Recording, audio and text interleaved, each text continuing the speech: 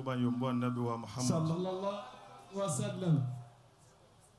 ó yẹ kí asalatu wa ikó lọ sókè dáadáa jù báyìí lọ Alaihi wasallam.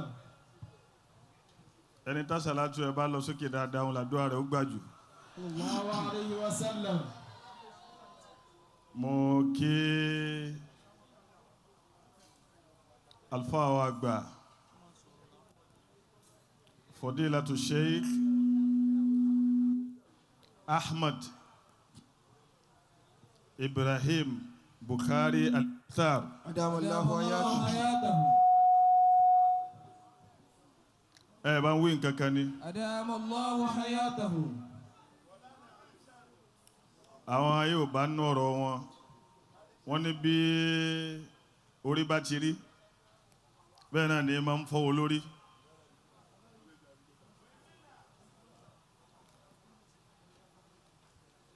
nínú àdúrà tí èmi ń ṣe fún àwọn sheikh wa ní ọ̀pọ̀ ìgbà t'Ọlọ́run bá ti ní kí á rí àwọn iṣẹ́ wọn àbí ìgbìyànjú wọn yẹn náà ní pé k'Ọlọ́run jẹ́ mi yóò gùn. Àmín. mi ò rí èèyàn bá ń ṣàmì ni. Àmín. àfi kí ẹ̀mí yín ó gùn ni o. Àmín. Sheikh Ahmad أدام الله حياته. Sheikh Ahmad Al-Mukthar ẹ dákun ẹ kíyè sáárín. أدام الله حياته. bàbá tó bí yín iṣẹ́ rere ni bàbá ní wá ṣe láyé tó pọ̀ ẹ wo bí ẹ̀mí wọn ti wá gùn tó àwọn tí wọ́n fi ilẹ̀ fún wa yìí tóbi púpọ̀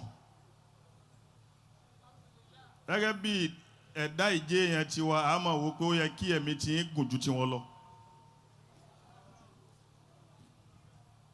ẹ̀dákùnrin tó bá nílò akáyì mo fẹ́ kí ẹ tẹ̀lé mi torí iṣẹ́ tẹ̀yìn ń ṣe lọ́wọ́lọ́wọ́ báyìí ó ti kọjá ní tí bàbá tó bí yín ṣe láyé.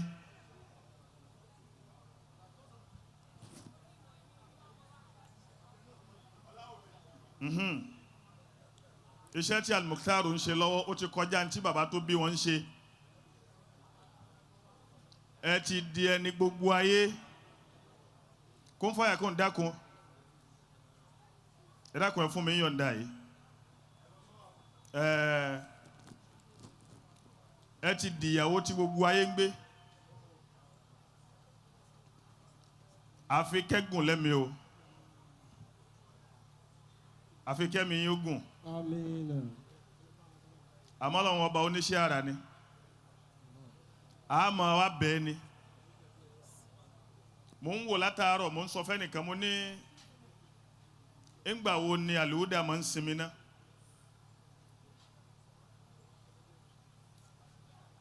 bẹ́ẹ̀ yẹn bá ń bẹ lọ́hùn ní tó ń fẹ́ ṣe láyé àfi kó bẹ lọ́hùn kọ́lọ́hùn ó fún lálàáfíà kó sì fún lẹ́mìí gígùn gbogbo ẹni tí ń bẹ lọ́hùn owó àbí ń bẹ lọ́hùn òkìkí àbí ń bẹ lọ́hùn kọ́lọ́hùn ó ṣàánú àfi wèrè èèyàn nìkan ni ò ní mójútó ẹ̀mí kẹ́mi yín ó sì gùn gán náà ni ó jẹ́ kí iṣẹ́ yìí ó pẹ́ náà ni ó jẹ́ kí iṣẹ́ yìí ó délẹ̀ lérí torí lójú àwa tá a fẹ́ràn yín iṣẹ́ yìí ṣẹ̀ṣẹ̀ bẹ̀rẹ̀ ni o ẹ wá bá ń tẹ̀lé wákà yìí ẹ bá ń pé Olúwa dákun má ṣe èbò òtítọ́. Olúwa dákun má ṣe bó ti tó. Ìmáàmù Kun Fayakun gbogbo ibi ire ni lọ́dọ̀ rẹ̀. Gbogbo ibi ire ni lọ́dọ̀ ẹ. Bí sánmà bá dà o kò dọ́là ẹ kú. Bí sánmà bá dà o kò dọ́là ẹ kú. Mọ́ pa ilá mọ́ pa ló fà wá. Mọ́ pa ìlà mọ́ pa ló fà wá. Ọlọ́run dákun má ṣe bó ṣe tó. Gbogbo ibi ire ni lọ́dọ̀ ẹ. Bí sánmà bá dà o kò dọ́là rẹ kú. Mọ́ pa ìlà mọ́ pa ló fà wá. Ọlá Isa wọ̀ọ́lá Musa. Àwa ìta wọ́n pa ló fà wá. Ẹ dákun bí n bá rí nǹkan mi ṣe lẹ́yìn wákàyè torí pé inú sẹ́tà ànábì wa ṣe láyé ni pé ànábì kì í fẹ́ kí n tó da ó bàjẹ́. Sallallahu alayhi wa sallam. Olúwa dákun má ṣe bó ti tó. Ọlọ́dàkùn má ṣe bó ti tó. Gbogbo ibi ire ni lọ́dọ̀ ẹ̀. Gbogbo ibi ẹni lọ́dọ̀ ẹ̀. Bí sánmà bá dà ó kò dọ̀la ẹ̀ kú. Bí sánmà bá dà ó kò dọ̀la ẹ̀ kú. Má pa ìlà má pa ló fà wá. Pápá ìlà wọ́n pa ló fà wá. Ọlá Ìsá. Àfà ní sùúrù mi ò fẹ́ kí n tí mò ń ṣe yìí kó jẹ́ torí owó àmọ́ bẹ́ẹ̀ yẹn bá mọ iyì wákàyè bẹ́ẹ̀ ò tiẹ̀ gbọ́ Yorùbá bí sánmà bá dà ó kò dín ọlá Ọlọ́run kù Allahu Akbar. wọ́n sì ní kíní yìí da fìyà àyìnì máyàwá dùn Sheikh Al-Mukthar ẹ̀yin gángan mo fẹ́ gbọ́n tí mò ń sọ.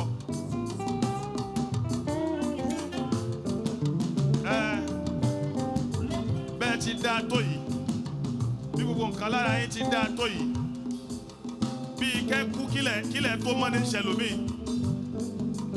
kò sì ní lára kó rí bẹ́ẹ̀ àbí kí ló wá fẹ́ ṣe nígbà tí Ọlọ́run òde tọ́lọ́run ò sì gbé sọ́dọ̀ rẹ̀ tó yẹ pé ọ̀dọ̀ Al-Mukthar ló gbé sí ẹ̀rí kó dáa kéèyàn gbà fún ṣe Ọlọ́run mò ń sọ fún Sheikh lẹ́ẹ̀kan mo ní lọ́dọọdún ni mo ń wo Bur'dah yìí lórí nẹ́ẹ̀tì ni mo ti máa ń wò bó ti wá ń dùn tó àṣé kí n wà ń bẹ̀ ó dùn ju kí n máa wo lórí nẹ́ẹ̀tì lọ gbogbo tí ò ní jẹ́ ń wà ń bí lọ́dọọdún Ọlọ́run má jẹ́ ó ṣe mí. Àmín. Gbogbo ibi ire ni lọ́dọ̀ ẹ̀. Gbogbo ibi ẹni lọ́dọ̀ ẹ̀. Bí sánmà bá dà ó kò dọ̀la ẹ̀ kú. Bí sánmà bá dà ó kò dọ̀la ẹ̀ kú.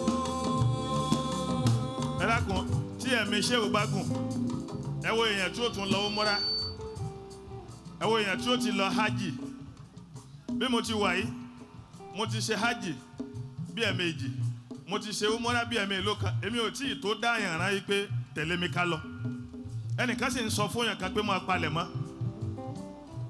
àti wípé oògùn ẹ̀mí gígùn lẹ́ ń ṣe ẹni tó lóun ọ̀ràn yàn ní hajj ẹni tí torí ẹni tí wọ́n torí ó ń tọ̀ ń bá pé tí wọ́n máa ṣàdúrà ni pé Ọlọ́run má pa Mukthar o oògùn ẹ̀mí gígùn ni ẹ dákun ẹ má da dúró àti máa rán yàn bàbá wa Sheikh wa Musa wọ́n sọ fún mi lórí ìjòkó wípé àwọn ṣe ń ti Umrah dé ni lẹ́ẹ̀kan pé àwọn wípé káwọn ò nìṣó làwọn ṣe lọ Allahu Akbar.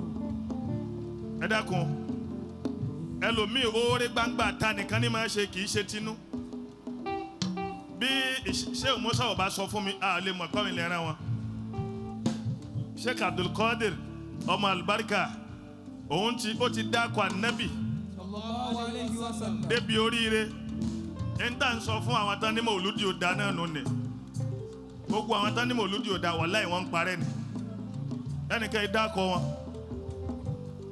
káwá gbé látòrí gbogbo ẹni tí ń ṣe mọ̀lúdì wọ́n bá ti dákọ̀ wọn báyìí ẹ máa gbọ́dọ̀ di Allahu ta'ala anhu Radiyallahu ta'ala anhum. ó jẹ́ máa ṣe mọ̀lúdì kórè ẹ lè máa pọ̀ Sheikh Ahmad ẹ dákun torí Ọlọ́run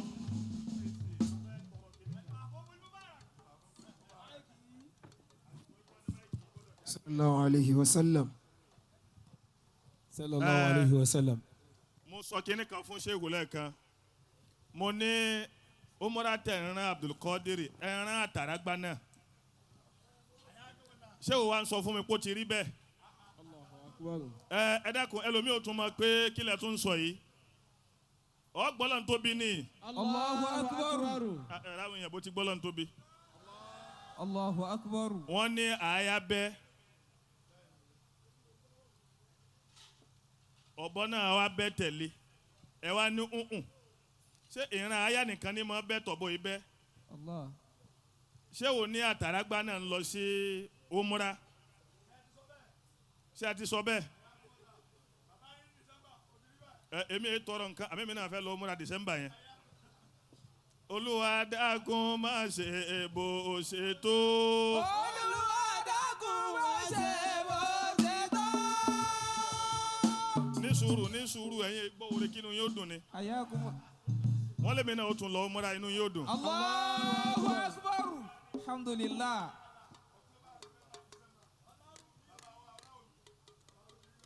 Àwọn ni ká sọ yìí pé ànábì bá ti dá a mọ̀.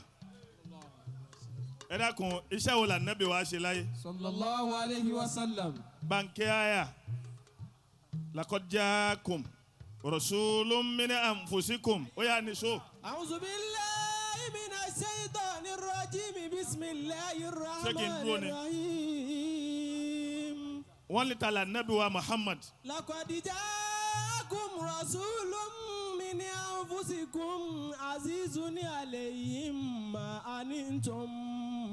Ẹ sọ fẹ́ni tí ó dá ànábì mọ̀. Ǹjọ́ tá ànábì wa Muhammad dé. Sallallahu alayhi wa sallam. Ọlọ́run láti mú ẹnìkan wá min anfusikum.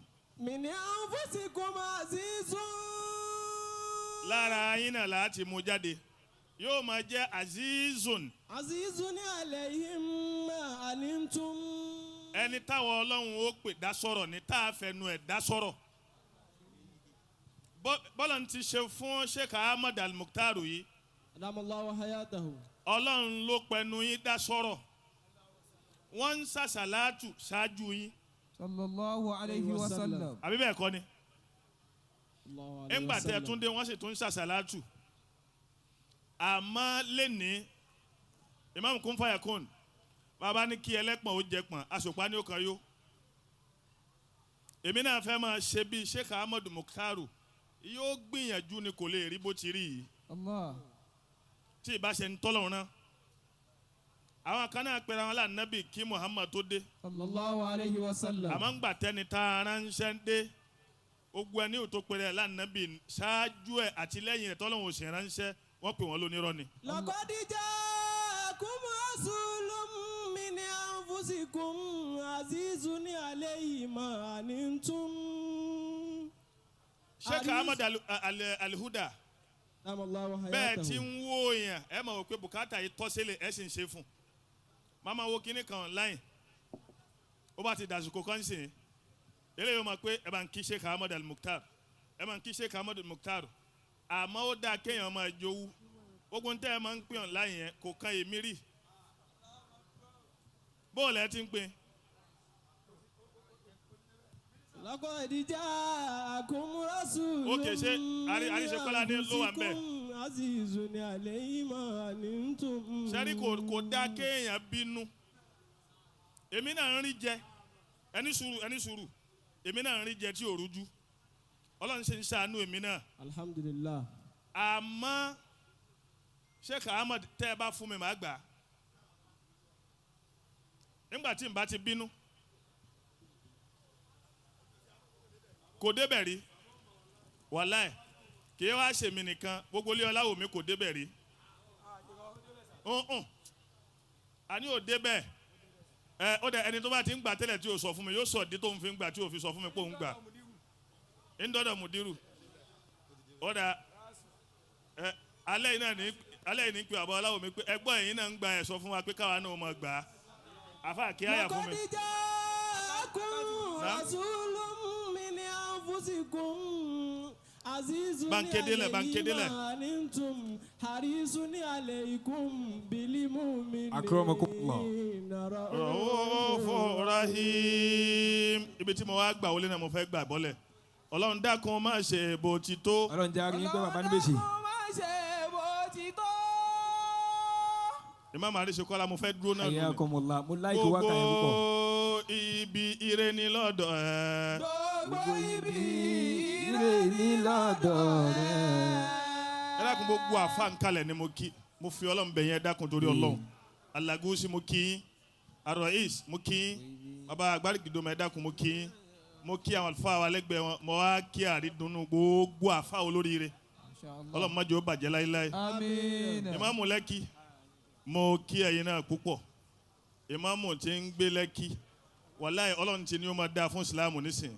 Ọlọ́run ò ní jẹ́ ó bàjẹ́ fún yín o. Àmín. Èmi náà ń bọ̀ wá kí yín ní Lẹ́kì àmọ́ bẹ́ẹ̀ bá pè mí ni o ẹ bá ti pè mí ní wá o mo wá kí bàbá wa àgbà ní kókà Ọlọ́run jẹ́ àrí gbogbo yẹn àlùfáà pẹ́ àṣàrújì mo kí ṣàrújì àjọ ń bẹ ní umuran December pẹ̀lú ṣàrújì ni ó rí owó ó gba owó a sì jọ ń bẹ lábẹ́ òtẹ́ kan náà ni ṣàrújì yóò kàn sálámọ̀ sí mi yóò sì lọ́kù fún mi ní nǹkan kan bẹ́ẹ̀ Ọlọ́run mo tú àṣírí ẹnu